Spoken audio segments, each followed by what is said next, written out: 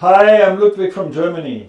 Today we are resuming the theory of a global elite war we covered in the last video about the Orc War in Minas Morgul during Frodo's captivity there.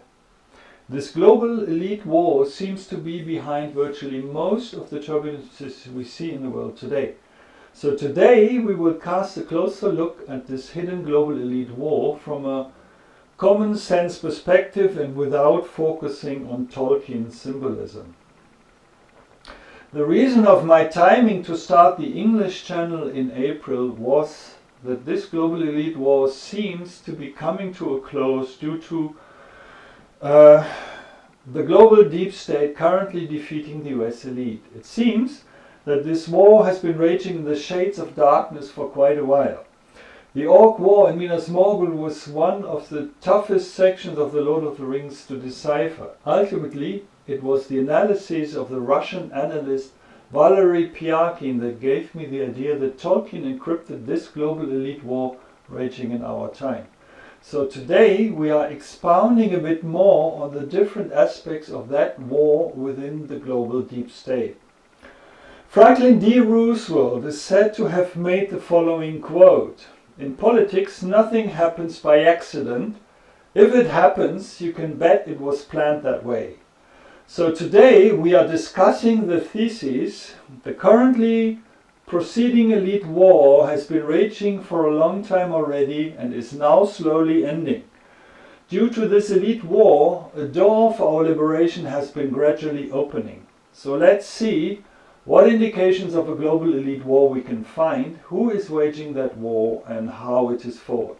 We will ask ourselves some questions and answer them. So first question: how can we distinguish which of the analysts of a global elite war can be trusted?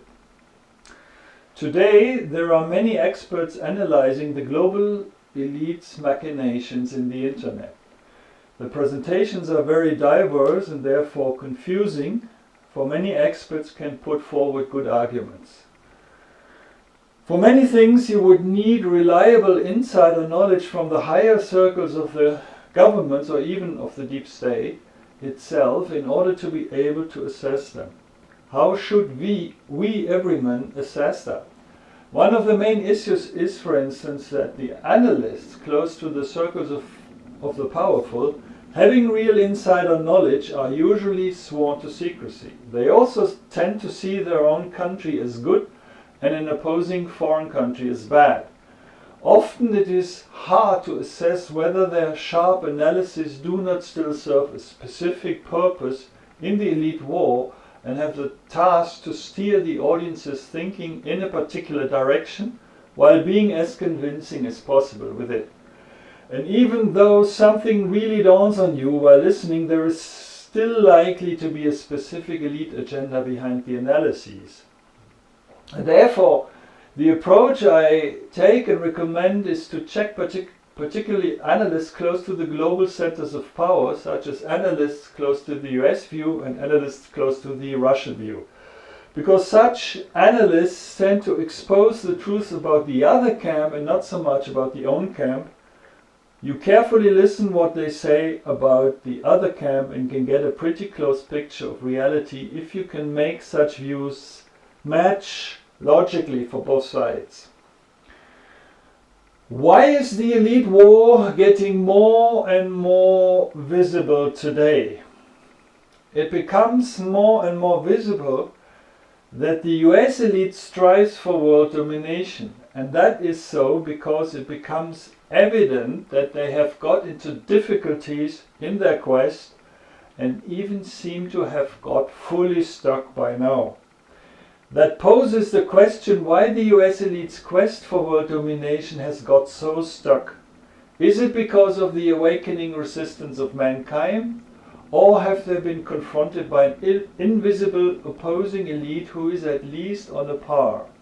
Or does the US elite even have to cope with both these factors?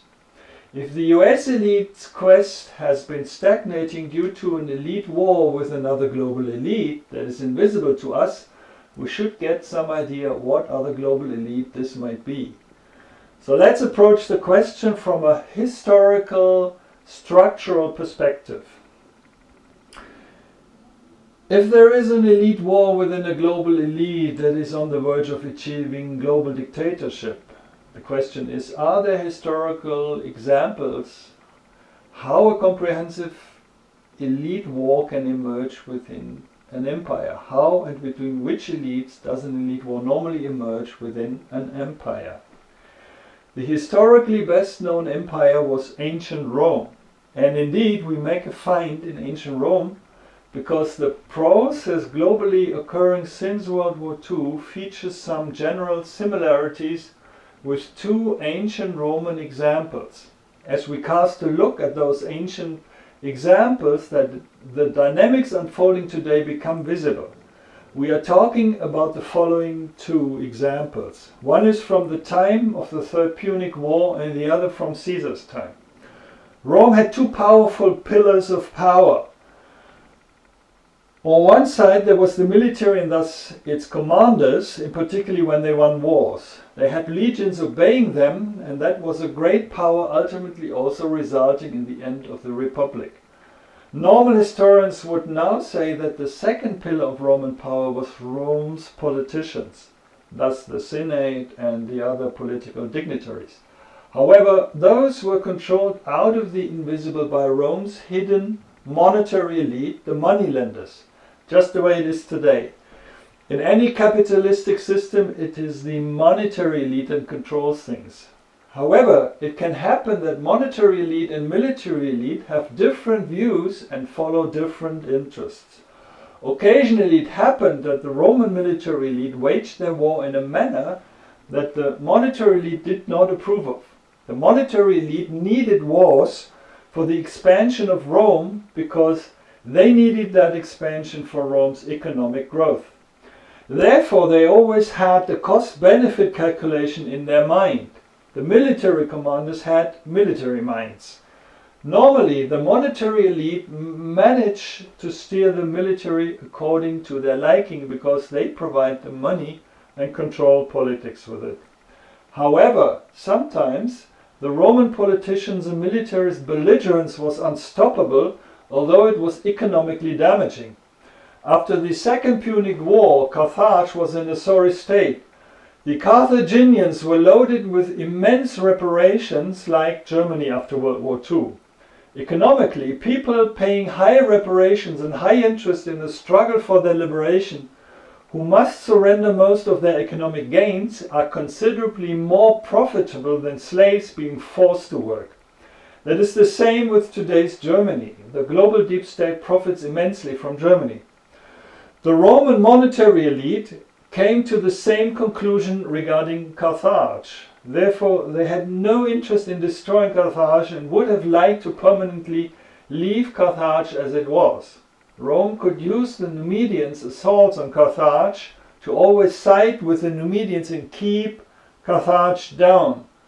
However, when Carthage fought back against the Numidians after an assault at one time, without asking Rome for permission, a belligerent attitude towards Carthage developed in Rome, so hostile that the monetary elite allowed the warmongering public and military to have their way, and Carthage was destroyed, although the monetary elite would have preferred otherwise.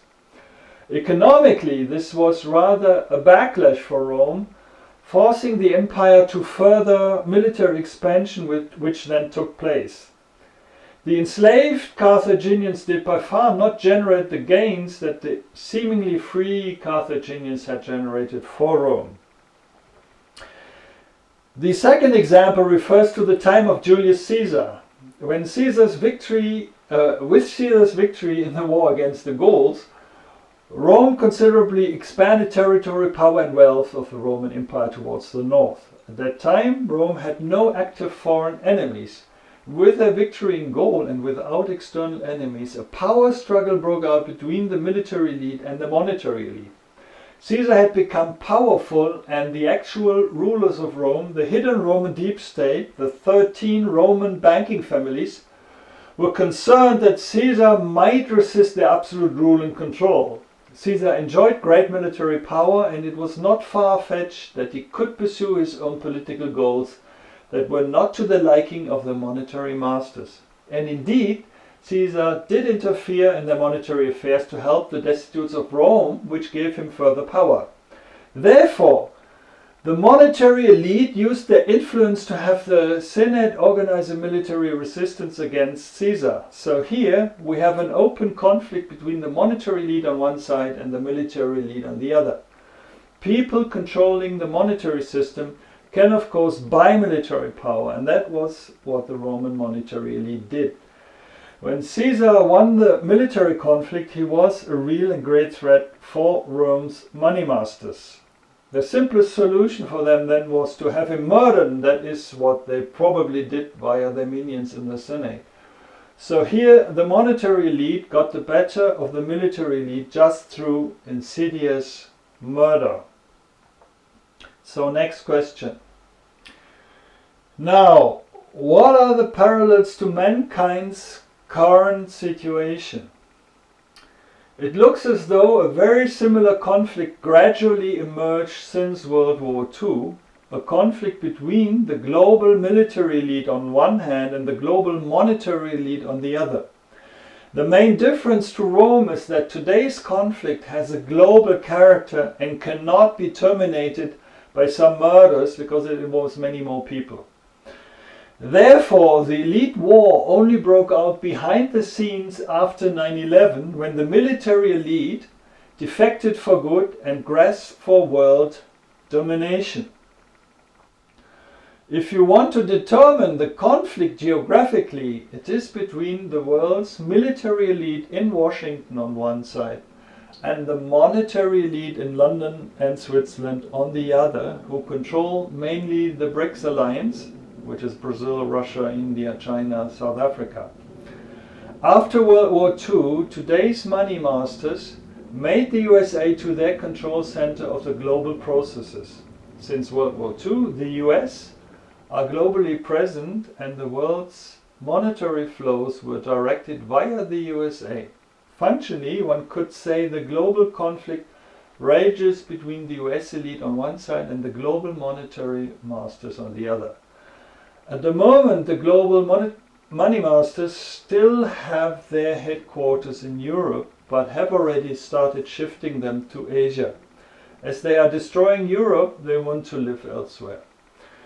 The US elite has full control over the NATO. That means they have the military power on this planet. They control the oil, and through the oil-dollar coupling, they also control a good portion of the world's money, though they are by far not as rich as the monetary elite. Through their control of the NATO, the US elite have had a greater control over the European governments than the global monetary elite.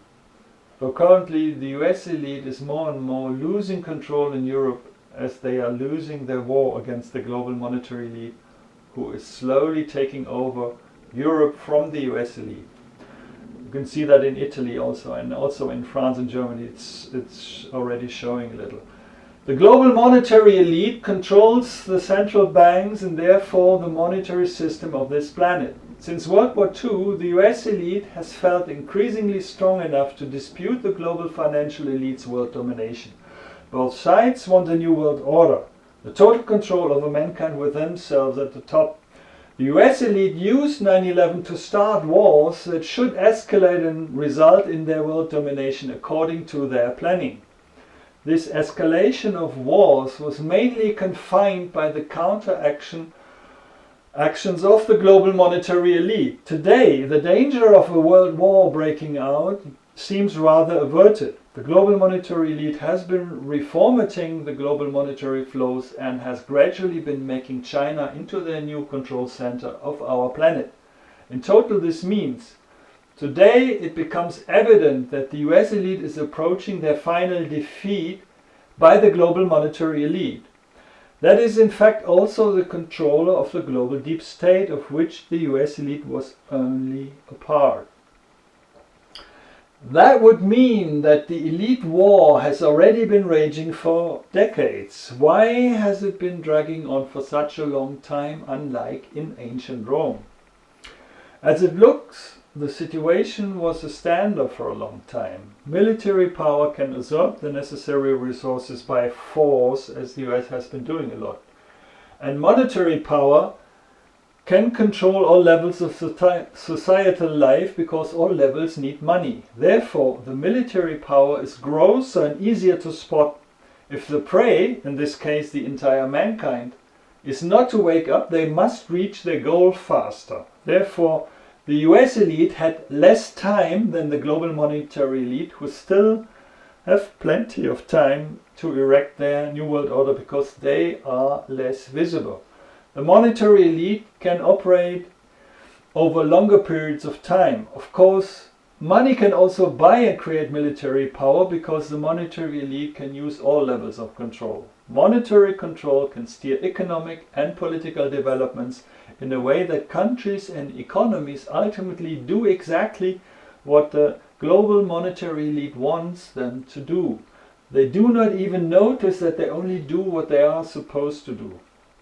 Since the US military power is so great because of the control of the NATO and because they control the world's oil, it is not so easy to defeat them. Syria too has indeed been a proxy war, but a proxy war between the US elite and the global monetary elite, not between the US and Russia. The US elite wanted the exploitation of the gas field in the Persian Gulf via Saudi Arabia and Syria, and the global monetary elite wanted the exploitation of the gas field via Iran and Syria. So both sides absolutely wanted control over Syria, and Syria was their battlefield. Saudi Arabia financed the IS as an ally of the US elite to either take over Syria or to at least render the monetary elite's Iran-Syria project impossible. Next question. How did the global deep state then proceed against the US elite, and why is the US elite losing the war? The New World Order, inspired by the global monetary elite, provides to dissolve the existing countries, peoples and nations, and to create a global mixed slave race that has no national identity. This goal is pursued by both the global monetary elite and by the US elite. Some powerful weapons for the enslavement of mankind are the left and ecological ideologies because they lure people into the illusion of fighting for equality, non-discrimination, the environment, etc., and against Nazis, racists, etc., while supporters of the left and green really invest their energy in their and our enslavement as they are supporting a centralized enforcement of their goals. They increase the power of institutions controlled by the deep state. However, due to the US elite's global military power, the global monetary elite have felt impelled after 9/11 to place themselves at the top of the patriotic resistance against the goals of the US elite to be able to defeat them, although this is against their own original planning. What they now needed was a person they could place at the top of the patriotic resistance in the US and make that person US president. And that person then actually was Donald Trump. Since Trump has become president, the US elite have seen their hopes being swept away. They wanted to take over Syria or make the war escalate. That did not work. They took over the Ukraine and wanted to escalate a quarrel with Russia to war. That did not work either. Since Trump has become president, the global monetary elite can take more specific countermeasures against the US elite's war planning. Without war, the US elite becomes ever more visible in a manner activating mankind's resistance against the US elite. The global monetary elite manages to leverage the people's patriotic endeavors against the US elite.